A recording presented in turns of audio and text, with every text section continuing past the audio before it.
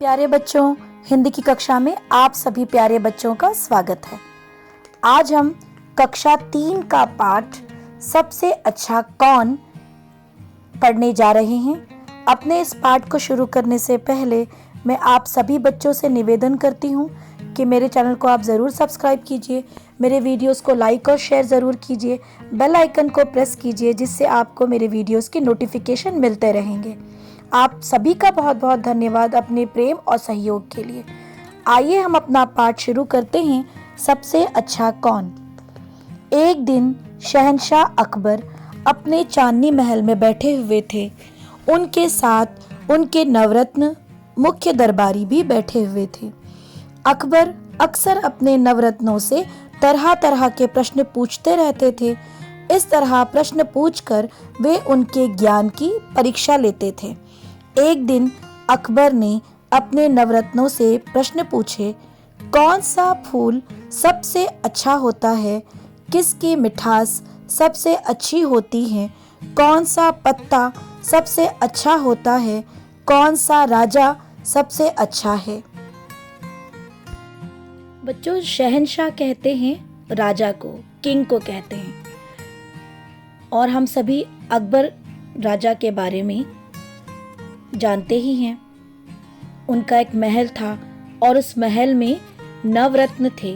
नवरत्न 9 रत्नों का समूह, मुख्य राजदरबारी, the 9 gems of the court. और अक्सर वह क्या करते कि अपने नवरत्नों से अलग अलग सवाल करते और उनका उत्तर पाने की कोशिश करते। उस दिन भी उन्होंने अपने नवरत्नों से कई सवाल किए और उत्तर की प्रतीक्षा करने लगे। आगे पढ़ते हैं बच्चों। सबकी अपनी अपनी पसंद होती है, इसीलिए सभी नवरत्नों ने अलग अलग उत्तर दिए। एक ने कहा गुलाब का फूल सबसे अच्छा होता है, तो दूसरे ने बताया कमल का। किसी को गाय का दूध अच्छा लगता था तो किसी को बकरी का। कुछ ने गन्ने की मिठास को सबसे अच्छा कहा तो किसी ने नीम के पत्तों को। अच्छे राजा के बारे में भी सबकी राय अलग अलग थी। जो राजा की चापलूसी करने वाले थे उन्होंने तो अकबर को ही सबसे अच्छा राजा बता दिया। तो बच्चों, इस भाग में अकबर राजा के सवाल करने पर उनके नवरत्नों ने अलग अलग उत्तर देना शुरू किया। किसी ने गुलाब को सबसे अच्छा फूल बताया, किसी ने कमल को, किसी ने गाय के दूध को अच्छा बताया तो किसी ने बकरी के। उसी तरह मिठास में गन्ने की मिठास किसी को भाई।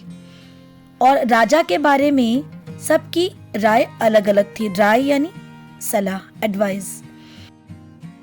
राजा की चापलूसी करने वाले थे तो उन्होंने अकबर को ही सबसे अच्छा राजा बता दिया। चापलूसी करना यानी खुशामद करना। आगे का भाग पढ़ते हैं। अकबर को सभी उत्तर अच्छे लगे, लेकिन बीरबल बिल्कुल चुप थे। अकबर ने उनसे भी उत्तर देने के लिए कहा। कुछ देर तक बीरबल सोचते रहे, फिर बोले, आलम पना, कपास का फूल सबसे बढ़िया होता है, उसी से हम सबको शरीर ढकने के लिए कपड़ा मिलता है। दूध माँ का सबसे अच्छा होता है, क्योंकि उसे पीकर बच्चा शक्तिशाली बनता है। मिठास जबान की अच्छी होती है, क्योंकि इसके बल पर व्यक्ति बड़े से बड़े शत्रु को भी अपने वश में कर लेता है। पत्तों में पान का पत्ता सबसे बढ़िया होता है, उसे दुश्मन को खिलाएं तो वह भी मित्र बन जाता है। पान का बीड़ा उठाने पर हर आदमी ईमानदारी से अपना वचन निभाता है। राजाओं में सबसे अच्छे राजा इंद्र है। इंद्र की कृपा से ही आकाश से वर्षा रूपी अमृत बरसता है। बीरबल का उत्तर सुनकर अकबर बहुत प्रसन्न हुए। सभी नवरत्नों ने भी बीरबल की बहुत प्रशंसा की। प्यारे बच्चों, इस अंतिम भाग में सभी नवरत्न उत्तर दे रहे थे, लेकिन उन नवरत्नों में बीरबल बिल्कुल चुप थे और अकबर बादशाह उनसे भी उत्तर लेना चाह रहे थे। बीरबल ने उत्तर देना शुरू किया। आलम पना, आलमपना बादशाह को कहते हैं, किंग को कहते हैं। बीरबल ने कहा कि कपास का फूल सबसे बढ़िया होता है। कपास बच्चों कहते हैं कॉटन को। जो कॉटन का फ्लावर होता है वो सबसे अच्छा होता है, क्योंकि बच्चों कॉटन से ही कपड़े बनते हैं और उन्हीं कपड़ों से हम अपना शरीर ढकते हैं।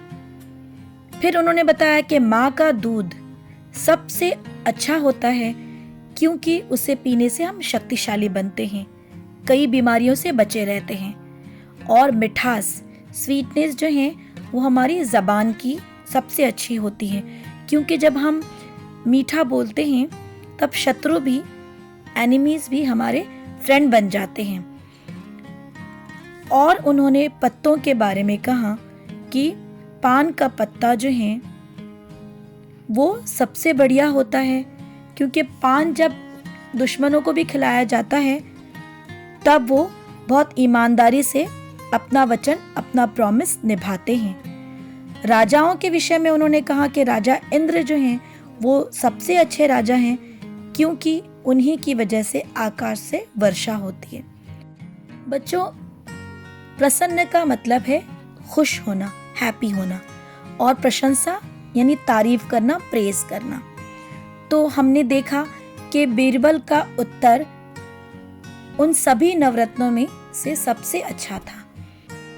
बीरबल ने किसी की चापलूसी यानी खुशामद नहीं की और उन्होंने सही सही उत्तर दिया, और इस बात से अकबर बादशाह बहुत प्रसन्न हुए और सभी दरबारी भी बहुत प्रसन्न हुए।